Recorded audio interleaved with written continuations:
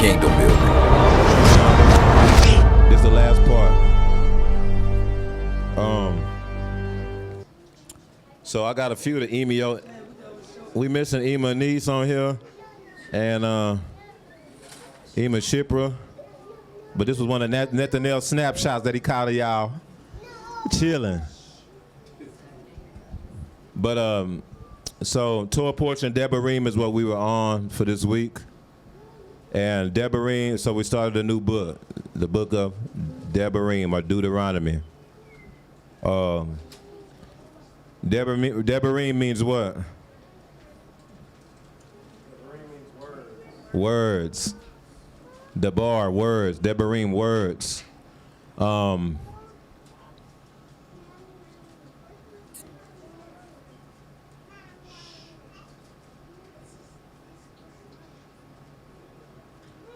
So, what you saw in it went through Deuteronomy chapter 1 through 3, verse 22. 1 through 3, 22. So,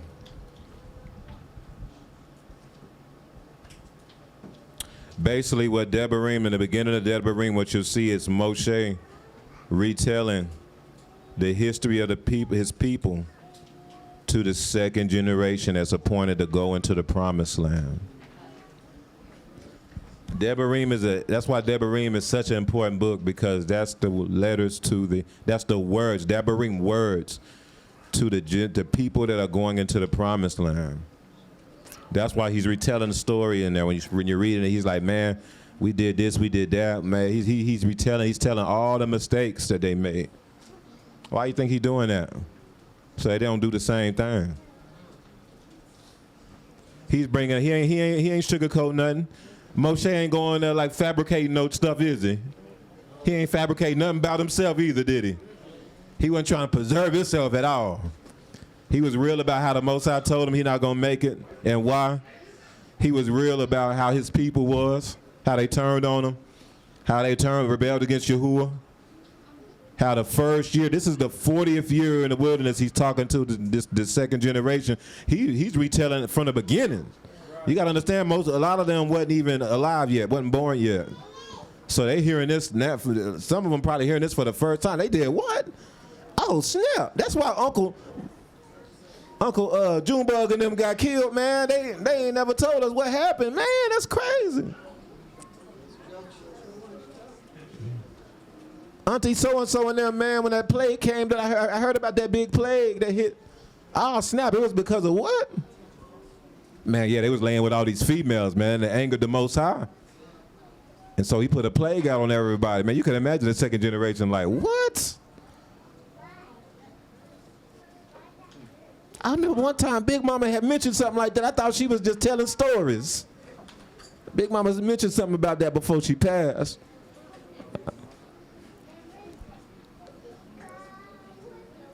Moshe was telling it all. Why am I bringing this up, though? Because Zaquen and Ema, y'all got to be like that, too. Y'all got to be honest about y'all shortcomings, man. I don't know what it is. Zaquen actually is not that bad, but you can still do a little bit more with it. Because some stuff you told me one-on-one that you really should be sharing with the Mishpacha. About certain things you struggle with and certain things y'all gotta be like Moshe with this type of stuff. Y'all gotta share, y'all gotta get out this preserving yourself, man, and be honest about the stuff that y'all been that y'all dealt with in the past, that y'all struggled with, the good, the thub, the raw, the ugly. Y'all gotta bring that stuff out, man, because that's what helps the next generation to learn and to try to do better. I try to do that. But y'all gotta understand, Moshe was like 100 at this time. We need the Emas doing that and the Zaquen doing that too. There's only so much experience I got, only so much that more Emmanuel got it. Hallelujah. But it's important, y'all, to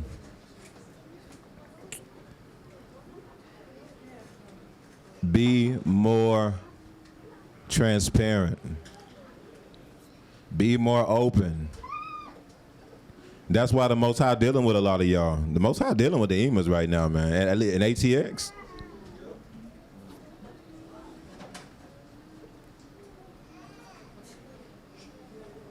Because that's a part of y'all role. Why y'all think y'all here?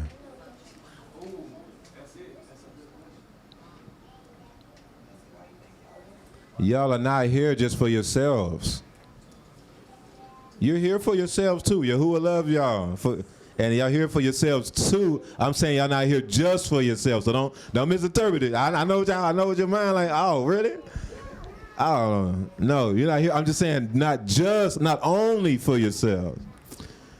You're here, for yourself because Yahuwah chose you.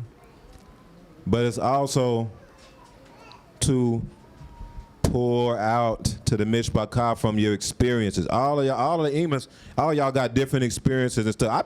I get the information because I be reaching out. I be chopping it up. I call the Emas. Some of them. I need to do better though. I know I need to call Ema Niece more. I need to call Ema Yasha more. I be talking to Ema Angie though. I need to call Ema Shipper for real. Shipper don't talk. Man, she don't talk at all, boy. But I had a good talk with Ema Shipper one time though, man. It was really through, and that's when I knew it, man. I need to be talking to Ema Shipper more. Yeah, I was at y'all house one day, and I just had a through time. It was the jungle. That's what it was. She was telling me, I got all the news on more Hadassah, boy. That was through right there. That was through. But I know, see what it is, y'all gotta understand it's a Babylonian mindset. And I know it's harder for y'all the older you are, the harder it is to kind of get out of certain mindsets. I know cause my family was like that. My family, like my grandparents, man, I know they was a lot older than y'all, I know, but still, yeah, y'all still are similar though. But my grandparents, man, they just didn't talk about nothing. They didn't talk about nothing. They didn't want to get into nothing deep. Now they done been through so much that you just got all these family secrets. Then I have to find out from somebody else, oh man, your uncle was out the chain. He used to do. I'm like, oh snap, that's why I be like that. You gotta hear like way later. You in your 30s, you finally find out that Uncle so-and-so was doing all the same stuff you was getting into. Like, oh snap, there's something generational going on. I ain't never say nothing. My grandmother, I went and I did a recorded discussion with her. It wasn't really an interview, it was more like a recorded discussion. It was me, her, and my uncle, Larry. And I was just trying to talk to her about how things was growing up. I was, I think we were maybe about a year in at the assembly, roughly. And I was down there in Houston. I was already in town for something. I don't even remember why. And then I went by there with my grandmother, and she, once I sat down and just talked and asked questions, she poured out everything. But in my mind, I'm like, dang, you ain't never said nothing. I had no idea. She talking about how her granddad came from. Her granddad was born free in Africa. Her granddad came down. He was captured and came down from Africa and had her very old. That's why he had her when he was, man, I can't remember how old. He might have been like 80s or something. So he was real old. So. It was just all kind of stuff I never knew about is my point. It's a culture, though, is my point that we have where we just, unless somebody, you ain't gonna say nothing, unless somebody asks you or something like that. But we got to get out of there. Y'all see how I be doing? Like, remember when I had talked to the jungle about a month ago when they first graduated in June? And I just kind of went through a little bit of the stuff that happened to me when I first graduated and what I got into. And I let them know, man, look, man, yeah, this is how it's gonna be. Y'all remember that? I was talking about how your friends are going, man, the people you thought was the coolest in high school, as soon as you graduate, now they're going left. They might get on some drugs or something. Some of them might even start killing people. That's literally what we experienced. Had no clue. That's how y'all got to be. Y'all got to be on some stuff like that a little bit more. I know it's out of your comfort zone. I know. Don't want nobody to know nothing bad about you. Hey, look, I told myself I was gonna keep this a secret I was gonna hold that into the grave. I ain't want, man, somebody else might find out about it. That stuff y'all been holding from y'all children, stuff y'all children ain't never knew. I know, I understand, you know what I'm saying? But we our children too, though. Y'all even, so that means we the sons and daughters too, though. So y'all have a time, now y'all have a chance to redeem yourself with that, and y'all can bring it out to the mishpachah here. You know what I'm saying? Nothing specific. I'm just talking in general right now. But a thub example is what Moshe was doing. He was just in general just talking to the mishpachah and just bringing out, you know, some of their ups and downs and things that they had struggled with, and the ways they failed, and also. He also went through, you know, their victories. You know what I'm saying? Also, one thing that you'll see in this Torah portion is you'll see how if the Most High gives you a word, stand on it and move on it. Move on it. A lot of times, there are times where the Most High is going to give you a word and you move on it, and it might not work out the way you thought it was going to work out. He told you to do something. He don't always tell you what the consequence is going to be. You just do it. Sometimes he'll tell you to do something. He'll tell you what will happen at the end goal, but he don't tell you about all the stuff in between that you're going to have to and go through before you get to the end goal. He said that you're gonna get. You're gonna get there. As long as you continue in obedience, you'll get there. But that was the wilderness wandering. The Most High told him, man, I'm bringing you to this promised land. Man, it's land flowing with milk and honey. They even searched out the land. That's what it was talking about in the Torah portion. They searched out the land. This was the year 1. When they searched out the land. So that means year 1, they already went to the promised land. Do y'all get that? Do y'all get that? I know that don't really register a lot. Now, year 1, they literally went to the promised land. He sent 12 people and went on the promised land year 1.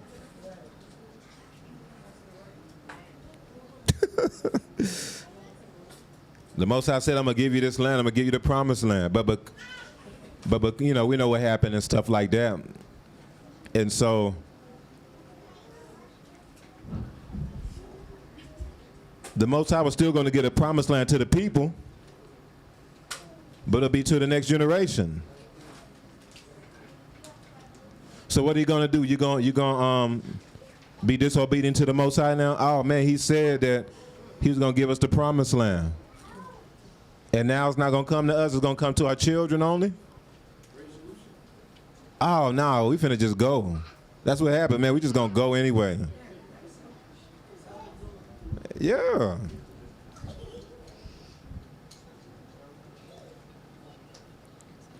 The Most High might give you a word and say and tell you to do something, then you go do it, and then he'll tell you to do something, to do the opposite after that.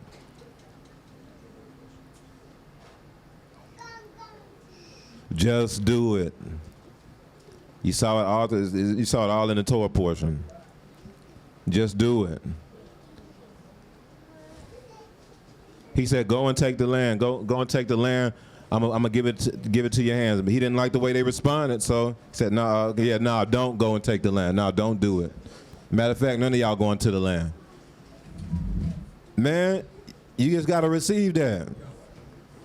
And continue to serve the Most High the best of your ability.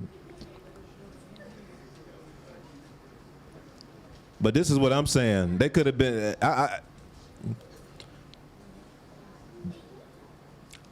They were looking at Moshe and was like, man, he don't know what he's talking about. The Most High already said we're going to be able to take the land. Oh, now all of a sudden, okay, now he changed his mind. Oh, Yahuwah changed his mind. He really did. Man, we're going to go anywhere.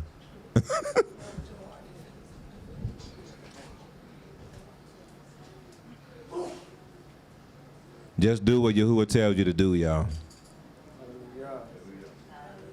Hallelujah. I praise Yahushua.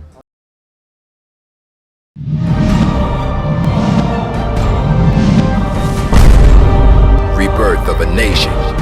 Hebrew kingdom building.